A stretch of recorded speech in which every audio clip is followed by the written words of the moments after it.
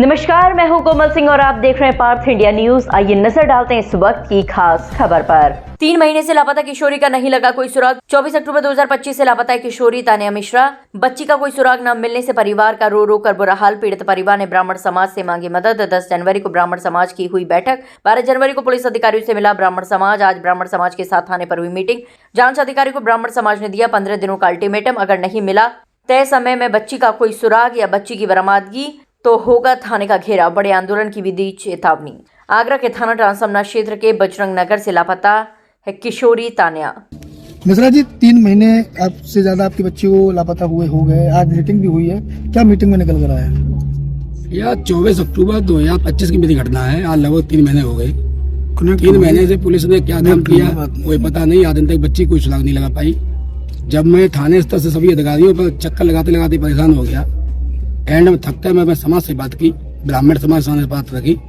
11 तारीख को सभी समाज एकजुट हो गए। उन्होंने हमारी बात सुनी।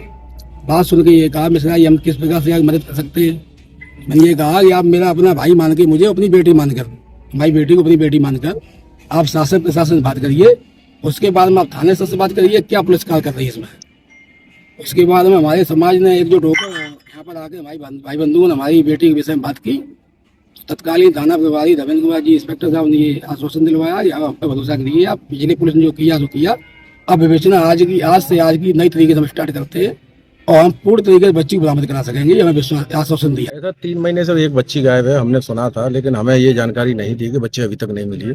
जब 10 तारीख को बेटी के पिताजी ने सब पूरे समाज से संपर्क किया तो 11 तारीख की एक बैठक रखी गई। बैठक में खनौली में बैठक हुई तो पूरा समाज एकत्रित होकर सब समाज से भी निवेदन किया गया था। एक निर्णय लिया गया था कि कल डीसीपी साहब से मिलेंगे। तो दूसरे दिन 12 तारीख को हम डीसीपी सिटी सैयद अली जी से मिले थे। उन्होंने तुरंत थाने पर फोन करके एक टीम नई गठित की थी।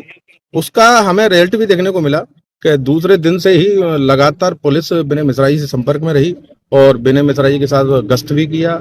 चीजें, बच्ची के कमरे की सारी किताबें, कॉपियां, बैग, कपड़े, सब चीज खंगाल कर कुछ चीजें निकाल के लाए।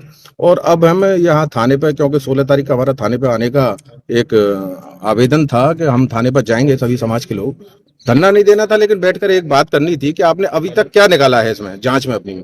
तो यहाँ आके जब मालूम पड़ा तो इंस्पेक्टर साहब ने हमें पूरी जानकारी दी और उन्होंने हमें आश्वासन भी दिया और हमें विश्वास भी है उनकी बातों से कि कहीं ना कहीं अब हमारी बच्ची मिलेगी। क्योंकि 4 दिन से हमें ये 3 महीने का नहीं पता और 3 महीने की पुलिस ने कोई कार्रवाई की भी नहीं है, कोई जांच भी नहीं हुई। लेकिन 4 दिन से हमें लग रहा है कि केस हमारा 4 दिन पुराना शुरू हुआ है।